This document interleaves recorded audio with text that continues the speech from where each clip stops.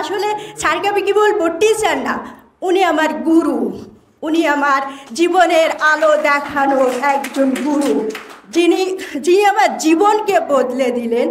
আমি খুব ভয় পেতাম, চিন্তা করতাম ইংলিশ থেকে কথা বলা কি সহজ, কিন্তু এখন মনে করছি, 2 দিন ওয়ার্কশপে এসে এখন মনে করছি আসলে এটা ইজি। স্যার শুধু বলতেন যে এটা ইজি, এটা ইজি। স্যারের ভিডিও আমি মাঝে মাঝেই শুনি, কিন্তু অবাক লাগে স্যারের উদ্দেশ্যমূলক কথাগুলা আমাকে অনুপ্রেরণা যোগায়, যার জন্য আজ আমি এখানে এসেছি। আমি ভীষণ, I am very proud for my sir, Mobashwer sir. আসলে উনি আমার গুরু। আমি কোনো গুরু নিয়ে আমি আমার লাইফ পার করিনি। আমার মা হচ্ছে গুরু, তারপর আমার মায়ের পর মোবাশ্বের স্যার আমার গুরু। উদ্দেশ্য বলবো, আমি যে উদ্দেশ্যে এসেছিলাম আজ আমি সাকসেস।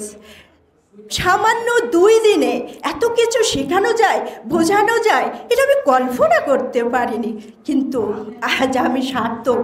সত্যিই সম্ভব, যেটা সত্যি অসম্ভব। স্যারের প্রেজেন্টেশন এত সুন্দর, বোঝানোর কৌশল এত সুন্দর যে বোকা একজন ছাত্র হলেও সেও বুঝে যাবে এবং শিখে নেবে।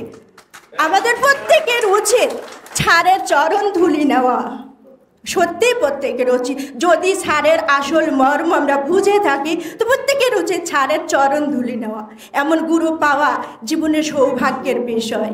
আমি সুখী, আমি হ্যাপি এমন গুরুকে পেয়ে। আমার মায়ের পর ওনাকে আমি স্থান দিলাম। উনি আমার গুরু, জীবনের আলোর পথ দেখাই দিলেন। আমি আজ ধন্য। আমাদের উদ্দেশ্য সফল হবে। স্যার একটা কথা বলেন, ওনার একটা ভিডিওতে শুনেছিলাম যে আমি যদি তোমাকে মেশিন কিনে দেই, তুমি কি টাকা তৈরি করতে পারবে? কথাটা সত্যিই অসাধারণ, যে আজ আমাদের 2 দিনের শিক্ষায় উনি আমাদের মেশিন তৈরি করলেন, টাকা তৈরির মেশিন তৈরি করলেন। Thank you so much sir for giving me a chance to say something our workshop. I am Miss Meena Khatun Pakhi. Can you call me sir? You can call me Sir Pakhi because it's my nickname. I live at Malibag. I live at Malibag in Dhaka, so I am from Malibag. We're 2 sisters. We're 2 sisters. I'm the younger of the 2 sisters. My father is a businessman. I like business, so I do be a good businesswoman. My mother is a homemaker. আরকে কি বলবো, মানে আমি আমার ভাষা খুঁজে পাচ্ছি না। আজ আমার এত ভালো লাগছে, আমি মনে করছি আমি আজকে ভীষণ ভীষণ লাকি। কারণ আমরা যখন শিক্ষা, আমার I have my studied complete, but I could not speak in English. But I believe it. I will be able to speak in English tomorrow. I believe it. It is very amazing. I could not believe that. English is very difficult language.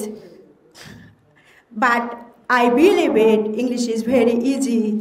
প্রত্যেকটা শিক্ষা easy যদি তাকে বোঝানোর কৌশলটা সহজ হয়, আর প্রত্যেকটা জিনিসই কঠিন যদি তাকে বোঝানোর কৌশলটা আমাদের কঠিন হয়। কাজেই বোঝানোর কৌশলটা নিয়ে আমাদের শিক্ষা নেব। টিচার যদি আমাদের গুরু, ইংলিশ বলতে পারি না, মাস্টার্স পাস করে ইংলিশ বলতে পারি না, এ কেমন শিক্ষা ব্যবস্থা আমাদের? আমাদের শিক্ষা ব্যবস্থা ভালো না। আমি অন্য দেশে দেখি যে ছোট ছোট বাচ্চাদের ইংলিশ শেখানো হয়, তারা মাতৃভাষার পাশাপাশি ইংলিশ শেখে, অবাক লাগে। আমাদের কেন শিক্ষা ব্যবস্থা এমন হয় না?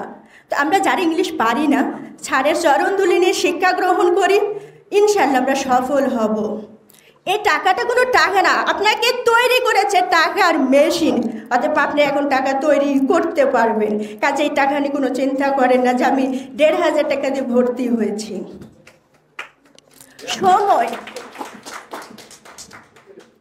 সময় আসলে মূল্যবান সম্পদ। আমরা কয়দিন সময় দিলাম? অনলি 2 দিন। এই 2 দিনে আমি 14তে লাইফে 15 বছর শিক্ষা নিয়ে, 15-16 বছর শিক্ষা নিয়ে যেটা না শিখেছি সেটা 2 দিনে শিখলাম। এটা কি অবাক করা জিনিস না? আমি তো মনে করি এটা একটা ম্যাজিক। আপনারা কি মনে করেন না যে এটা ম্যাজিক? সত্যি ম্যাজিকের মতো।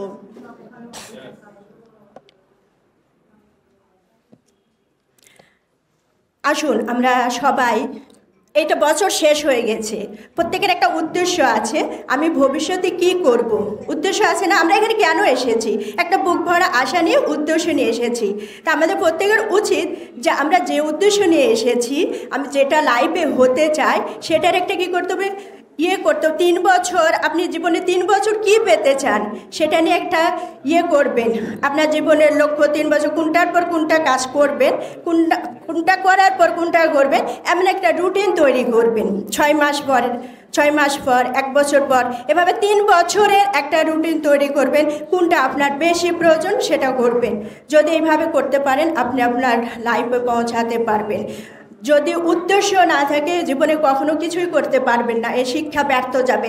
আপনি যখন ভালো রোজগার করে ছাড়েকে বলবেন, ছাড় আমি একটা ভালো কিছু করতেছি, তখন ছাড়েরও এই উদ্দেশ্যটা সফল হবে, ছাড়কে ভালো লাগবে। আমরা চাই না ছাড়ের মুখে হাসি দেখতে? ছাড়ের হাসি দেখে আমার অনুপ্রেরণা জাগে। একজন বলেছেন যে ছাড়ের হাসি দেখে আমি এসেছি। এই কথাটা অধিকাংশই অনেকেই বলে যে ছাড়ের হাসি এবং অনুপ্রেরণামূলক কথা দিয়ে সত্যি আমাদের জাগ্রত করে। আমি আমার বক্তব্য আর বাড়াতে চাচ্ছি না, বলে শেষ করছি। আল্লাহ হাফেজ, সবাই ভালো থাকবেন।